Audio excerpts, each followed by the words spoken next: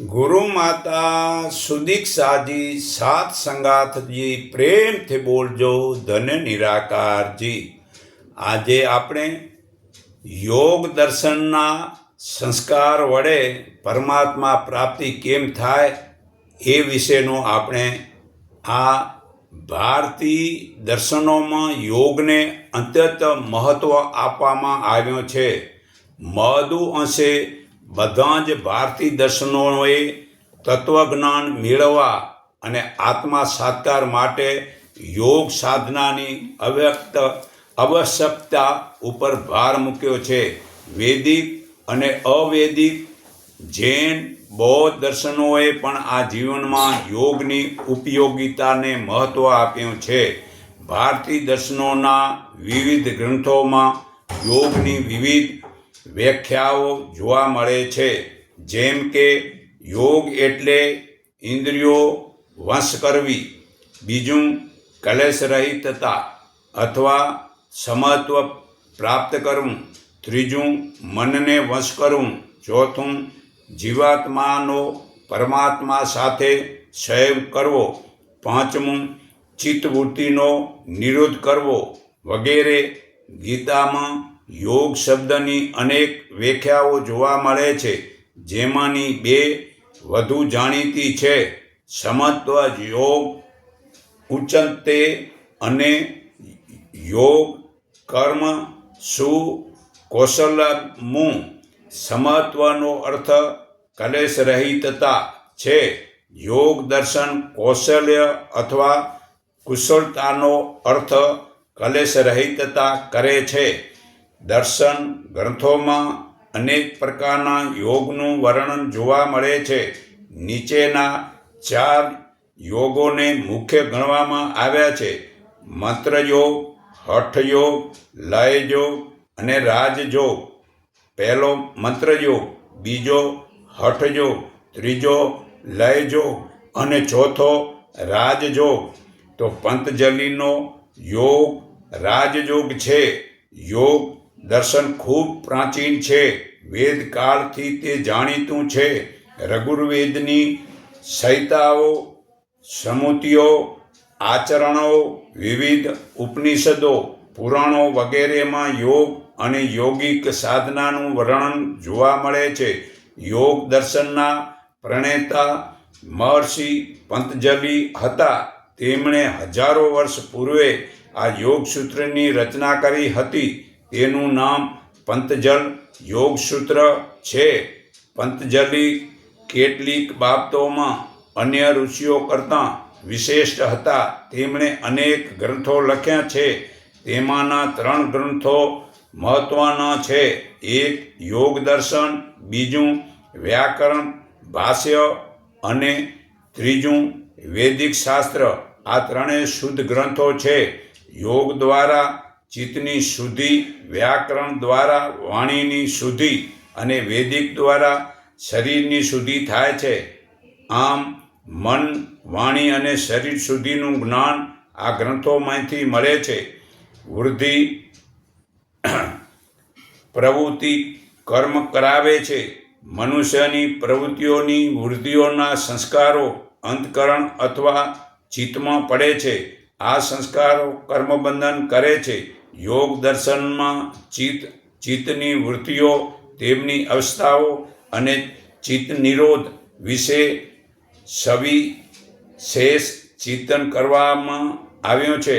આ બાબતે કર્મ સિદ્ધાંત માટે ખૂબ મહત્વની છે। ચિત્ત શાસ્ત્ર પતંજલ યોગ દર્શનમાં યોગનો અર્થ ચિત્તવૃત્તિનો નિરોધ એવો કહેવામાં આવ્યો છે, અને તેથી જ યોગ દર્શનમાં ચિત્તવૃત્તિઓ, ચિત્તની અવસ્થાઓ, ચિત્તના કલેશો અને ચિત્ત નિરોધના ઉપાયોનું નિરૂપણ કરવામાં આવ્યું છે। આમ યોગ દર્શન એક વિશિષ્ટ પ્રકારનું ચિત્તશાસ્ત્ર છે। સાંખ્ય દર્શનમાં આપણે જોયું હતું કે બુદ્ધિ, અહંકાર અને મન આ 3 તત્વો પ્રકૃતિમાંથી પેદા થાય છે। યોગ દર્શનમાં આ બુદ્ધિ, અહંકાર અને મનની ત્રિપુટી ચિત્ત કહેવાય છે। પ્રકૃતિના અન્ય તત્વોની જેમ ચિત્ત પણ 3 ગુણો સત્વ, રજસ અને તામસનું બનેલું છે. જો કે તેમાં સત્વગુણ પ્રધાન હોય છે. આ ત્રિગુણાત્મિક ચિત્તથી જ સુખ, દુઃખ, સમોહ વગેરેનો જન્મ થાય છે. ચિત્તને સકોચ, વિકાસશીલ માનવામાં આવ્યું છે. તે દેહ પરિણામાત્મક છે.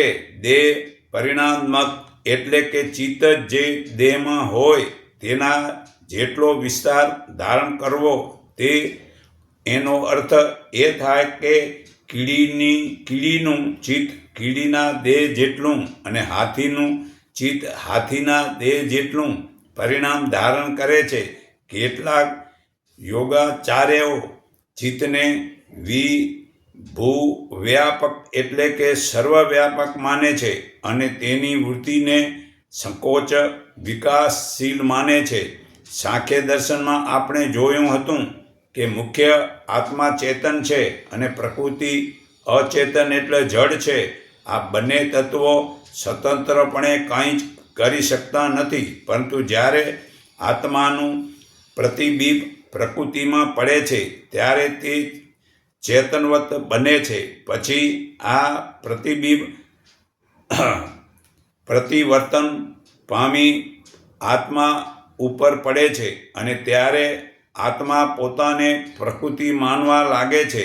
તે પોતાનું સ્વત્વ ભૂલી જાય છે. પોતે સ્વતંત્ર છે એવું વિવેક જ્ઞાન તેને રહેતું નથી અને તે આ રીતે બંધનમાં પડી જાય છે. આ બંધન સુખ દુઃખાત્મક છે. બરાબર આ જ રીતે યોગ દર્શન સમજાવે છે કે અચેતન જડ ચિત્ત પોતે કાંઈ જ કરી શકતું નથી, પરંતુ આત્માનું પ્રતિબિંબ ચિત્તમાં પડે છે ત્યારે ચેતનવંત બને છે. આ પ્રતિબિંબ પરાયાવર્તિક થઈ આત્મા ઉપર પડે છે અને તે રીતે આત્મા અને ચિત્ત વચ્ચે એક પ્રકારનો ભ્રમક સંબંધ સ્થાપિત થાય છે. ચિત્તમાં પડેલા પ્રતિબિંબને આત્મા પોતાનું વાસ્તવિક સ્વરૂપ સમજી લે છે.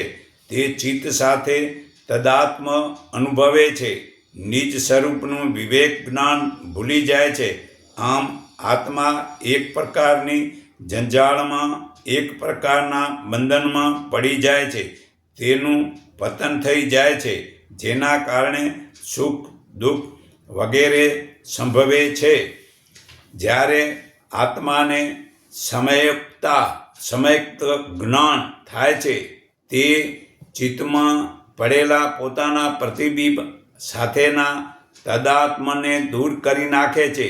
તે ચિત્તને પ્રકૃતિજન્ય, અચેતન તેમજ પોતાનાથી સર્વથા જુદું છે એવું જાણી લે છે. આ અસ્તિત્વમાં ચિત્તવૃત્તિનો સંપૂર્ણપણે નિરોધ થઈ જાય છે. પ્રકૃતિમાંથી જન્મેલ ચિત્ત પ્રકૃતિમાં વિલીન થઈ જાય છે અને આત્મા પોતાના અસલ ચેતન સ્વરૂપમાં પરત આવે છે. તેને આત્માનો મોક્ષ કહેવાય છે. આ સમય પ્રક્રિયામાં કર્મ વિધાન તત્વ કાર્ય કરી રહ્યું છે. ચિત્ત બુદ્ધિઓ ચિત્તમાં આત્માનું પ્રતિબિંબ પડે છે, તેથી ચિત્ત ચેતનવત બને છે. તે આપણે જોયું. ચિત્તના ઘણા વિષયો છે. ચિત્ત પોતાના બધા વિષયોને જાણતું નથી. કેટલાકને જાણે છે ને કેટલાકને નથી જાણતું. એનું કારણ એ છે કે ચિત્તને પોતાના વિષયોને જાણવા માટે વિષય આકારમાં પરિણામવું પડે છે. ચિત્ત જે વિષય આકારમાં પરિણામે છે તે જ વિષયનું તેને જ્ઞાન થાય છે. ચિત્તનું આ રીતે વિષયાકારમાં પરિણામવું તેને ચિત્તવૃત્તિ કહે છે. ચિત્તવૃત્તિઓ ચિત્તમાં ઉઠતા સ્પષ્ટ વિષયાકારો અને અભિવ્યક્તિઓ છે. આ વૃત્તિઓ નિત્ય નથી. તેઓ ચિત્તવૃત્તિ થી રહે છે અને લય પામી રહે છે. આવો કર્મ ચાલતો રહે છે. ચિત્ત વૃત્તિઓ તો લય પામી જાય છે, પરંતુ પોતાના સંસ્કારો ચિત્ત ઉપર છોડતી જાય છે. આ સંસ્કારો કાળકર્મે પરિપક્વ થઈ પૂર્ણ વૃત્તિઓનું રૂપ ધારણ કરે છે. આ રીતે ચિત્તવૃત્તિઓથી સંસ્કારોની અને સંસ્કારોથી ચિત્તવૃત્તિઓની ઉત્પત્તિનું ચક્ર જીવનકાળ દરમિયાન ચાલ્યા કરે છે.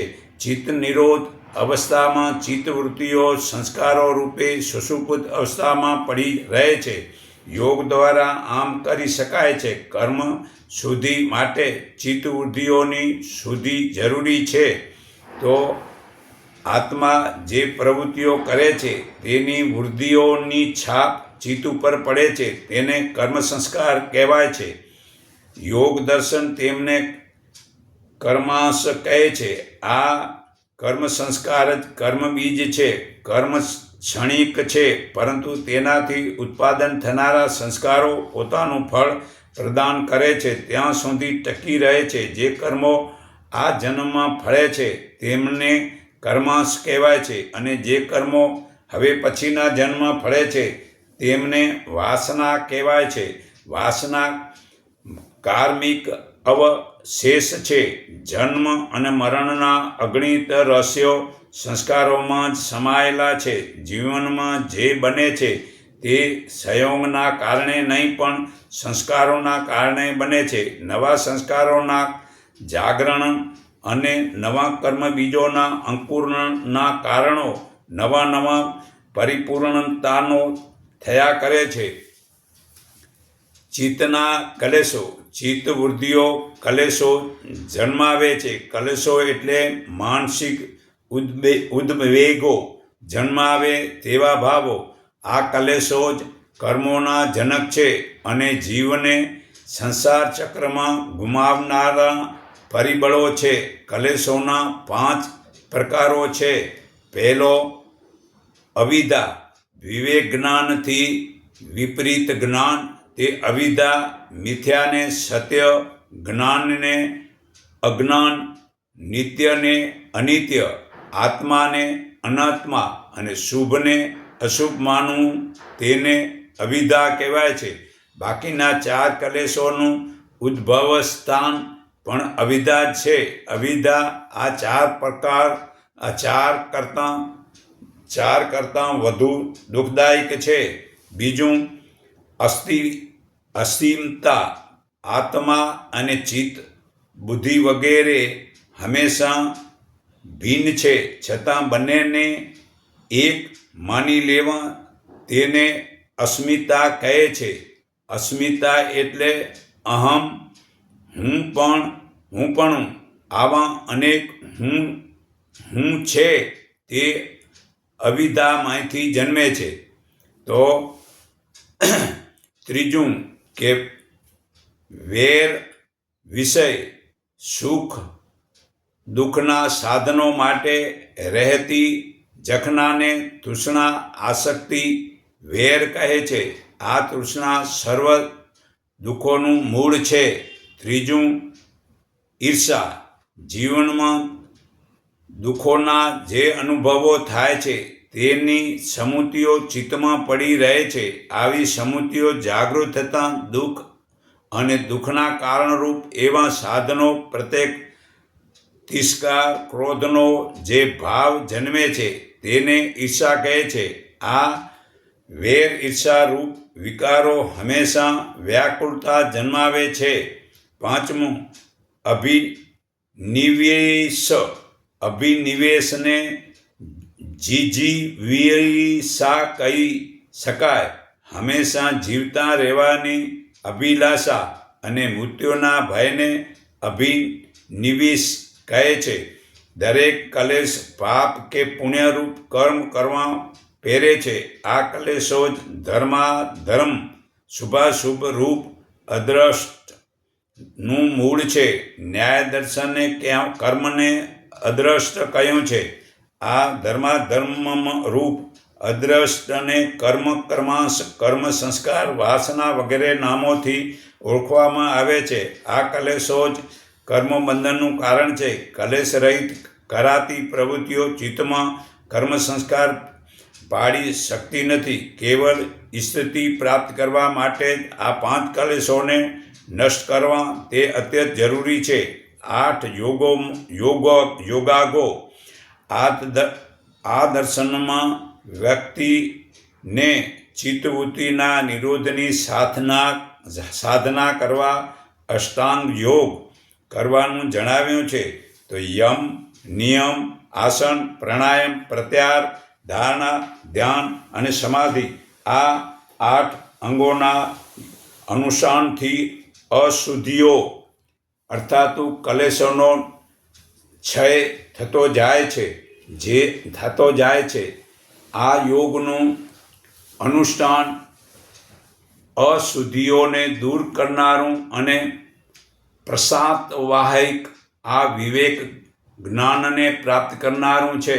અષ્ટાંગ યોગના આ 8 અંગો સિદ્ધ કરવામાં પછીના અંગની સિદ્ધિ પૂર્વના અંગની સિદ્ધિ ઉપર આધારિત છે. જેમ કે નિયમની સિદ્ધિ યમની સિદ્ધિ ઉપર આધાર રહે છે. યોગ દર્શનનો કર્મ સિદ્ધાંત વૈદિક દર્શનોમાં યોગ દર્શનને કર્મ સિદ્ધાંતની વિગતવાર ચર્ચા કરી છે. ભારતીય સંસ્કૃતિમાં કર્મ સિદ્ધાંતની પાયારૂપ વાતો સર્વસ્વીકૃત છે.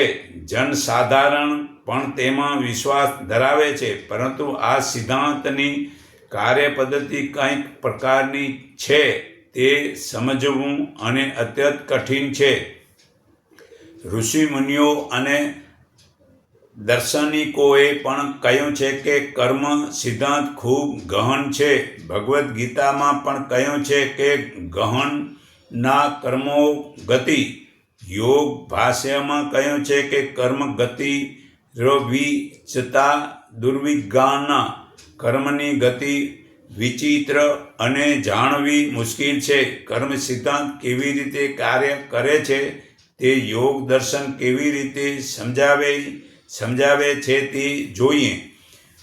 તો જીવ જે પ્રવૃત્તિઓ કરે છે તેની છાપ ચિત્તમાં પડે છે તેને કર્મ સંસ્કાર કહે છે. જો પ્રવૃત્તિઓ કલેશપૂર્વક કરવામાં આવે તો જ કર્મ સંસ્કારો ચિત્તમાં પડે છે. આમ કર્મ સંસ્કારો છે કલેશો જે કર્મ બંધનનું મૂળ કારણ છે. કર્મ સંસ્કારો 2 પ્રકારના છે. એક પુણ્ય કર્મ અને પાપ કર્મ. તેમને અનુરૂપ કર્મો પણ 2 પ્રકારના છે. પુણ્ય કર્મ અને પાપ કર્મ. જે કર્મથી જીવનમાં સુખ શાંતિ આવે તે કર્મો પુણ્યરૂપ છે અને જે કર્મોથી દુઃખ અને દરિદ્ર આવે તે પાપરૂપ છે. આ બંને કલેશ મૂલક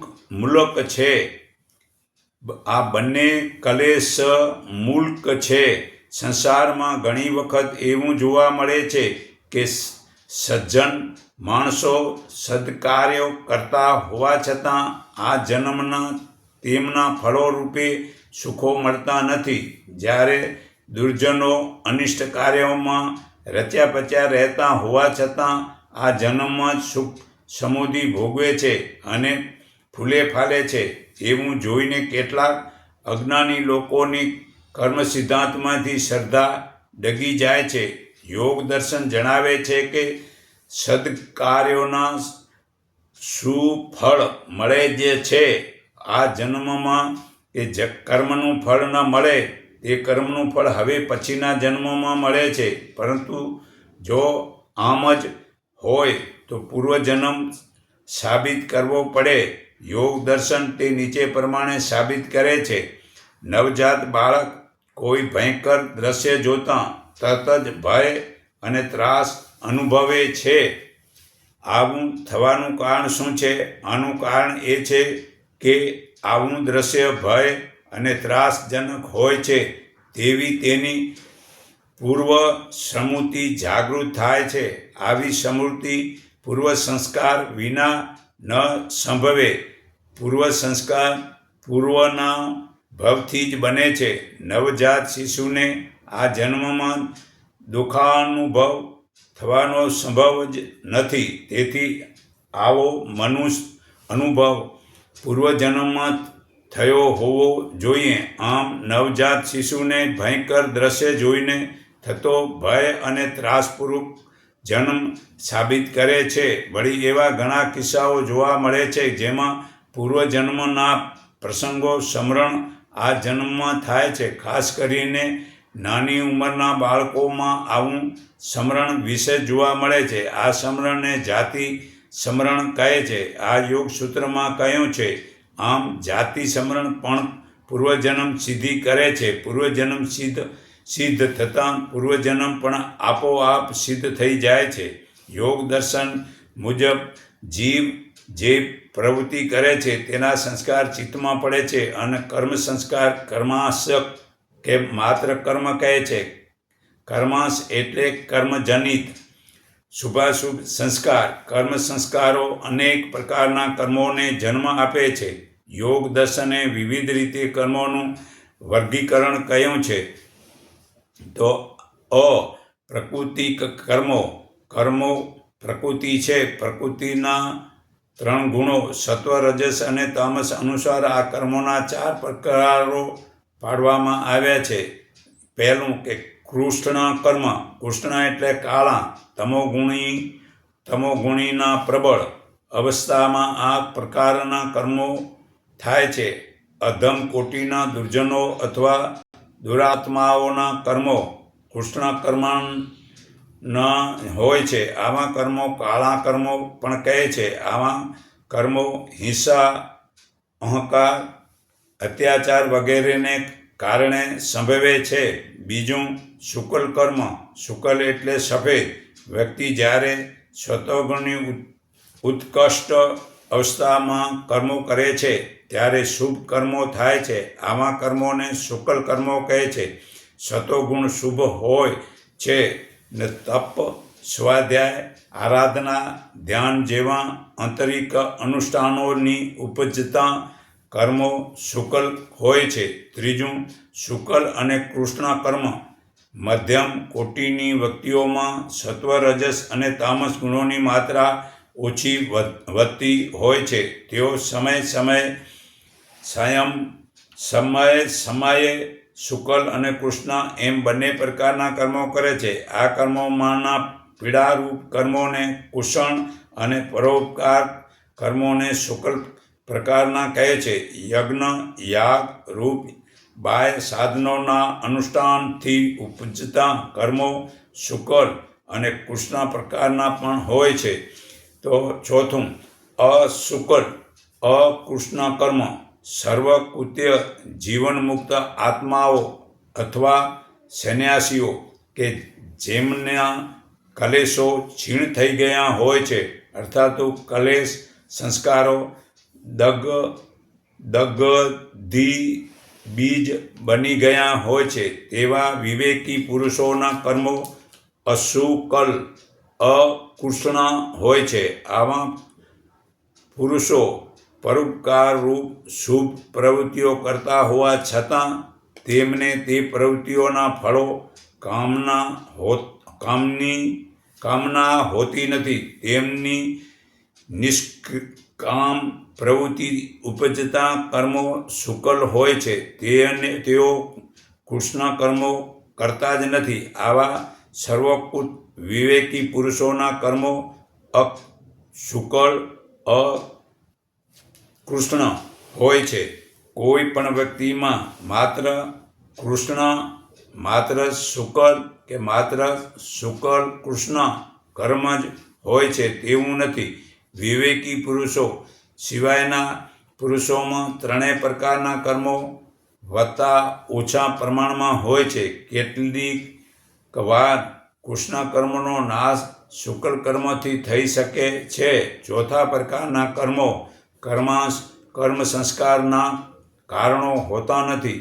બૌદ્ધ પણ આ 4 પ્રકારના કર્મો સ્વીકારે છે. કર્મોનું બીજું રીતે 2 વિભાગોમાં વર્ગીકરણ. એક અદ્રષ્ટજન વેદની કર્મો, જે કર્મો વર્તમાન દ્રષ્ટ જીવનમાં વેદમાં ભોગવવા પડે તેમને દ્રષ્ટજન વેદનિક કર્મો કહે છે. તીવ્ર સંવેગપૂર્વક મંત્ર જપ તપ અને સમાધિનું અનુષ્ઠાનો કરવાથી તેમજ તીવ્ર સંવેગપૂર્વક ઈશ્વર દેવતા મહર્ષિ અને મહાપુરુષોની આરાધના કરવાથી પુણ્યરૂપ કર્મો ઉત્પાદન થાય છે. આવા કર્મો આ જીવનમાં ફળ આપે છે. ઉગ્રતાયુક્ત ભયજનક વ્યાધિ કૂપણ હિંસક અને અહંકારી કર્મો તથા મહાનુભાવો અને તપસ્વીઓ ઉપર વારવાર અપકાર કરવા રૂપી કર્મો પાપરૂપ છે. તે પણ પોતાના ફળ આ જન્મમાં આપે છે. આમ આ કર્મોનો આધાર તે કેટલાક સંવેગ અથવા ઉગ્રતાથી કરવામાં આવ્યા છે તેના ઉપર જ છે. નારકોને દ્રષ્ટજન વેદનિક કર્મો હોતા નથી. બીજું કે અદ્રષ્ટજન વેદનીય કર્મો, જે કર્મો પોતાના ફળો વેદનાઓ ભાવિ જન્મતારોમાં આપે તેમને અદ્રષ્ટજન વેદની કર્મો કહે છે. ક્ષીણ કલેશવાળા અથવા દંગબીજ કલેશોનો આવા કર્મો હોતા નથી. તેમને પૂર્વજન્મ થતો નથી. યોગ ભ્રષ્ટ બાકીનાને નારકો અને જીવનમુક્ત સિવાયનાને બંને પ્રકારના કર્મો હોય છે. તેમના કેટલાક દ્રષ્ટજન વેદનીય અને કેટલાક અદ્રષ્ટજન વેદનીય હોય છે. જે કર્મો હળવા ભાવથી કરવામાં આવે છે તેમને પરિપક્વ થવા સંભવ લાગે છે. જેનો પણ દ્રષ્ટજન વેદનીય અને અદ્રષ્ટજન્ય વેદનીય કર્મોમાં માને છે તેઓ તેમને અનુક્રમે ઇહલોક વેદનીય અને પરલોક વેદનીય કર્મો કહે છે. કલેશ મૂલક કર્માશયોનો ત્રિવિધ પાક. આ યોગસૂત્ર મુજબ કર્મો તેમના વિપાક પ્રમાણે 3 પ્રકારના ફળો આપે છે. તે પ્રમાણે તેમના 3 ભેદ પાડવામાં આવે છે. પહેલો જાતિ વિપાકી કર્મ, બીજું આયુ વિપાકી કર્મ, ત્રીજું ભોગ વિપાકી કર્મ. તો પહેલું જાતિ વિપાકી કર્મોના વિપાકથી જાતિ જન્મ રૂપ ફળ મળે તેમને જાતિ વિપાકી કર્મો કહે છે. જેમ કે મનુષ્ય, નિત્ય, નારક અને દેવ જાતિના જન્મો. બીજું આયુ વિપાકી કર્મ, જે કર્મોનો વિપાક જે નિશ્ચિત અવધિ સુધી દેહ અને આત્માનો સહયોગ રહે તે કાળ આયુષ્કાળ નક્કી કરે તેમને આયુ વિપાકી કર્મો કહે છે. ત્રીજું ભોગ વિપાકી કર્મ, જે કર્મો જીવનના ભોગ અને સુખ દુઃખની અનુભૂતિ વગેરે નક્કી કરે છે તેમને ભોગ વિપાકી કર્મો કહે છે. આ ત્રણેય કર્મો અઘાતી છે. યોગસૂત્રના કર્મોના આ 3 પ્રકારમાંથી પ્રત્યેકના અનેક કર્મોના અસંખ્ય સંસ્કારો ચિત્તમાં એકત્ર થઈ પડી રહે છે. જાતિ વિપાકી કર્મ માત્ર અદ્રષ્ટજન વેદનિક હોય છે, જ્યારે આયુ વિપાકી અને ભોગ વિપાકી કર્મો દ્રષ્ટજન્ય વેદનીય અને અદ્રષ્ટજન વેદનીય એમ બંને પ્રકારના હોય છે. બીજી રીતે કહીએ તો અદ્રષ્ટ્ય વેદનીય કર્મો જાતિ વિપાકી, આયુ વિપાકી અને ભોગ વિપાકી એમ 3 પ્રકારના હોય છે. જેનોના ભગવતી સૂત્રમાં ભગવાન મહાવીરે પણ આવું વિપાકી કર્મને ઇહભવીય અને પરભવીય અથવા દ્રષ્ટજન્ય વેદનીય અને વેદનીય પ્રકારનું છે એમ સ્વીકાર્યું છે. તો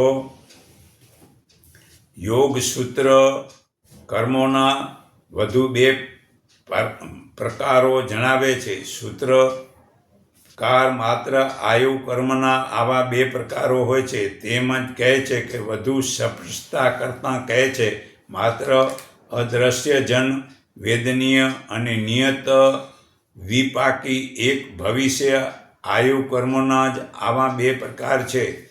પહેલું કે શોભ કર્મ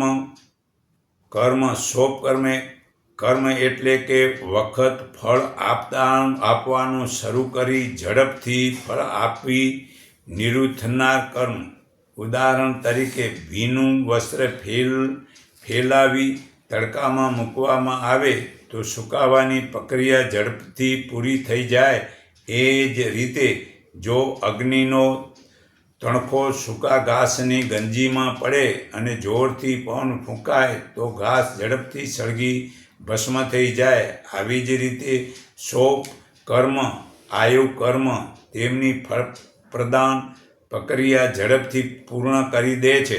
બીજું નિરૂપક કર્મ, જે કર્મ ફળ આપવાનું શરૂ કરી પછી ધીરે ધીરે પોતાનું ફળ આપી નિવૃત્ત થાય તેને નિરૂપ કર્મ કહે છે. ઉદાહરણ તરીકે જો ભીનું કપડું છાયામાં સૂકવવામાં આવે તો સુકાવાની ક્રિયા ધીમેથી થાય છે. તેવી જ રીતે ઘાસ છૂટું છવાયું હોવા છાંયડામાં પડ્યું હોય અને પછી તેમાં અગ્નિ નાખવામાં આવે અને પવન ન હોય તો ઘાસ ધીમે ધીમે ભસ્મીભૂત થાય છે. આ જ પ્રમાણે નિરૂપક કર્મની ફળદાયની પ્રક્રિયા પણ ધીમે ધીમે થાય છે અને લાંબો વખત ચાલે છે.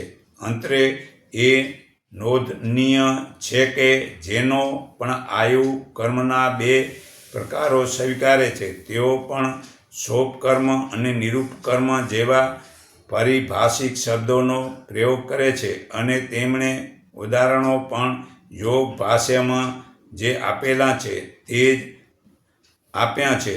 તો સંસ્કાર, આ બંને સંસ્કારોને વિગતે સમજીએ.